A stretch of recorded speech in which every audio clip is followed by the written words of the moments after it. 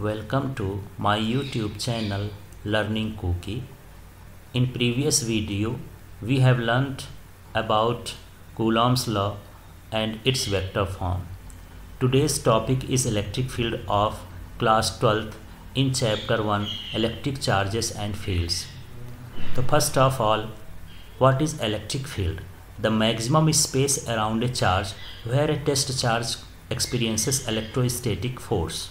तो यहाँ पर आप देख सकते हैं कि कोई चार्ज हो और उसके चारों तरफ का जो स्पेस होता है और उस स्पेस में कोई टेस्ट चार्ज लाया जाए तो उस पर फोर्स एक्सपीरियंस होगा।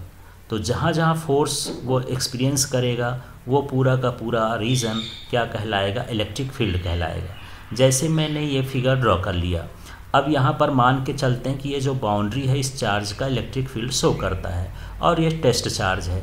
यहाँ पर जो है इसको कोई फोर्स नहीं लग रहा, मतलब ये इलेक्ट्रिक फील्ड से बाहर है। जब हम इसके अंदर आ गए हैं तो यहाँ या इसके हर पॉइंट पर जो है इलेक्ट्रिक फील्ड इसको या फोर्स एक्सपीरियंस होगा, तो इसे हम क्या कहेंगे? इस चार्ज का इलेक्ट्रिक फील्ड कहेंगे। तो वही है, जैसे मान लीजिए कोई फ़ैन चलता हो तो वो जो हवा देता है, तो जितने एरिया में हवा फैलती है वो उसका क्या कहलाता है? फील्ड कहलाता है एयर का। उसी तरह से यहाँ पर चार्ज के चारों तरफ का जो एरिया है, रीजन है, जिसमें यदि हम टेस्ट चार्ज को लाएं और उस पर फोर्स लगे तो जहाँ जहाँ फोर्स एक्सपीरियंस करेगा टेस्ट चार्ज वो उसका क्या कहला जाएगा? इलेक्ट्रिक फील्ड कहला जाएगा। अब हम बात करते हैं electric field intensity. The force acting on a test charge at a point in electric field is known as electric field intensity at that point.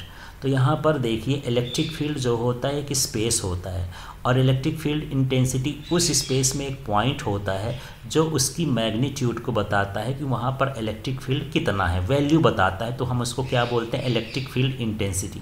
तो दोनों सेम टाइप के वर्ड दिख रहे हैं। इलेक्ट्रिक फील्ड तक तो ये ठीक है, लेकिन इसके साथ क्या जुड़ गया है? इंटेंसिटी। तो इंटेंसिटी क्या है? इलेक्ट्रिक फील्ड की किसी पॉइंट पर वैल्यू है। अब हम यहाँ पर देख सकते हैं कि मान लीजिए कोई चार्ज है, उसका ये इलेक्ट्रिक फील्ड है, तो इलेक्ट्रिक फील्ड में ये कोई पॉइंट है और यहाँ पर हम कोई टेस्ट चार्ज रख दिए हैं। तो ये टेस्ट चार्ज जितना फोर्स एक्सपीरियंस करेगा वो क्या कहलाएगी? इलेक्ट्रिक फील्ड इंटेंसिटी कहलाएगी। तो यहाँ पर ऐसे बोल सकते हैं, force acting on test charge at a point in electric field is known as electric field intensity. तो यहाँ पर जितना फोर्स एक पॉइंट चार्ज पर एक्सपीरियंस होता है, लगता है, उसे हम क्या बोलते हैं? इलेक्ट्रिक फील्ड इंटेंसिटी कहते हैं। अब यहाँ देखते हैं इसकी एसआई यूनिट। तो एसआई यूनिट इन्हीं से निकल आएगी। जैसे फोर्स की एसआई यूनिट न्यूटन होती है और चार्ज की एसआई यूनिट कूलाम होती है। तो यहाँ पर इसकी एसआई यूनिट हो जाएगी न्यूटन पर कूलाम। इसके अलावा इसकी वोल्ट पर मीटर है। इसको जब हम आगे पढ़ेंगे पोटेंशियल ग्रेडियंट तो उसमें बता देंगे। अब हम बात करते हैं इसके डीएफ की, या इसका डायमेंशनल फार्मूला कैसा निकालते हैं या कैसा होता है। तो इसका डायमेंशनल फार्मूला ये होता है MLT - 3A-1। अब इसको समझते हैं कि ये कैसे आ गया। तो देखिए, अभी हम फार्मूला देखे हैं यहाँ पर इसका इलेक्ट्रिक फील्ड का E = F/Q होता है। तो यहाँ फोर्स का जो डायमेंशनल फार्मूला होता है वो MLT - 2, ये फोर्स का डायमेंशनल फार्मूला हो गया। और ये जो Q0 है, चार्ज है, इसका जो डायमेंशनल फार्मूला होता है AT है। यदि हम इसको सॉल्व करेंगे तो देखिए M तो यहाँ पर M ही आ गया, L नहीं है तो यहाँ L ही आ गया, T-1 है और T एक अपॉन में है, तो ये T जब यहाँ पर ऊपर जाएगा तो ये T इन्वर्स हो जाएगा, तो ये हो जाएगा T⁻⁻3, एक T और हो जाएगा। इसी तरह से A है, ये ऊपर जा कर के A इन्वर्स हो जाएगा। तो इस तरह से यहाँ पर आप डायमेंशनल फार्मूला को डिराइव भी कर सकते हैं। तो it is a vector quantity. Electric field vector quantity होती है। For different locations of test charge electric field intensity has different values. अब यहाँ पर कोई इलेक्ट्रिक फील्ड है तो यहाँ पर हर लोकेशन पर इलेक्ट्रिक फील्ड की वैल्यू, इलेक्ट्रिक फील्ड इंटेंसिटी की वैल्यू अलग अलग हो सकती है। For positive charge, electric field is directed radially outward from the charge and for negative charge it is radially inward। तो अब हम देखें कि जो इलेक्ट्रिक फील्ड है वेक्टर क्वांटिटी है। वेक्टर क्वांटिटी होगा तो इसका डायरेक्शन होगा। डायरेक्शन डिपेंड करता है चार्ज की, है ना। तो चार्ज के नेचर पर है। तो यहाँ पर मान लीजिए कोई +Q चार्ज है। जब +Q चार्ज है तो चार्ज से ये पॉइंट चार्ज है तो इससे रेडियली आउटवर्ड इसका क्या हो जाएगा, इलेक्ट्रिक फील्ड। इस तरह से इसमें एक पूरे तरफ से इलेक्ट्रिक फील्ड कैसा हो जाएगा, रेडियली आउटवर्ड। जहाँ जहाँ रेडियस होगा उसी के डायरेक्शन में, आउटवर्ड डायरेक्शन में क्या हो जाएगा, इलेक्ट्रिक फील्ड हो जाएगा। अब मान लीजिए यहाँ पर -q चार्ज है, तो ये पॉइंट चार्ज है और -q पॉइंट चार्ज पर हमको इलेक्ट्रिक फील्ड शो करना है, तो ये जो इसका रेडियस होता है, रेडियस के ही डायरेक्शन में कैसा होगा, इनवर्ड हो जाएगा।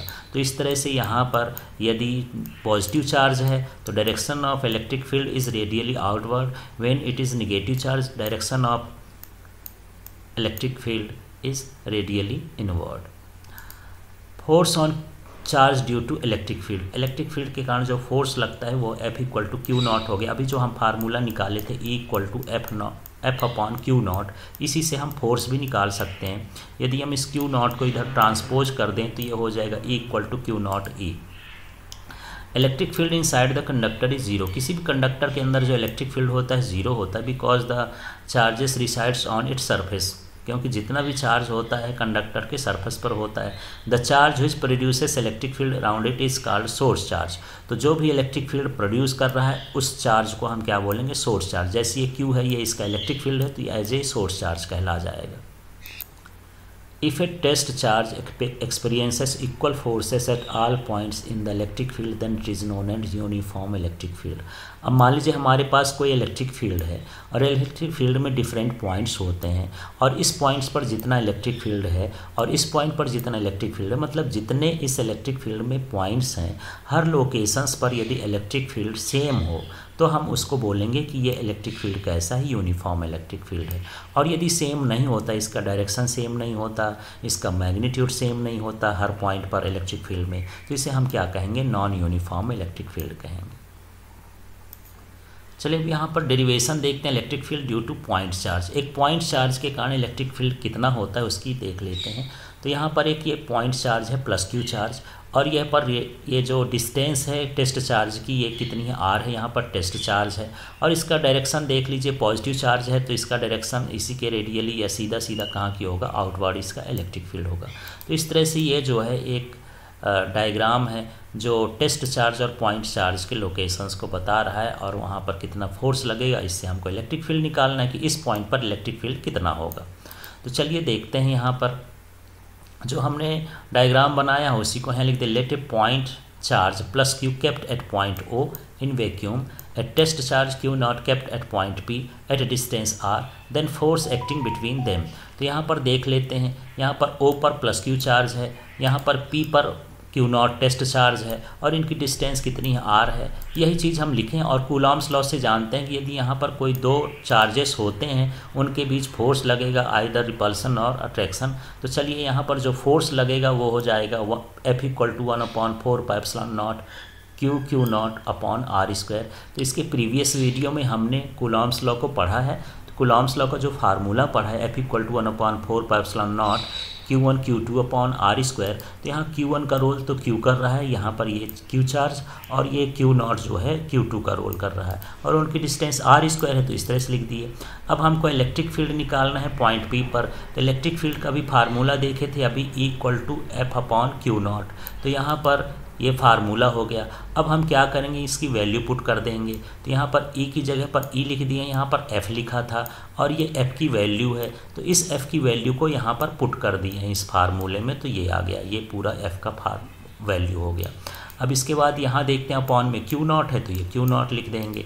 यहाँ से देखेंगे कि ये जो Q0 है, यहाँ से ये कैंसिल आउट हो जाएगा, तो यहाँ से ये Q0 और Q0 कैंसिल आउट हो जाएगा, क्या बचेगा, 1/4πε0 Q/r²।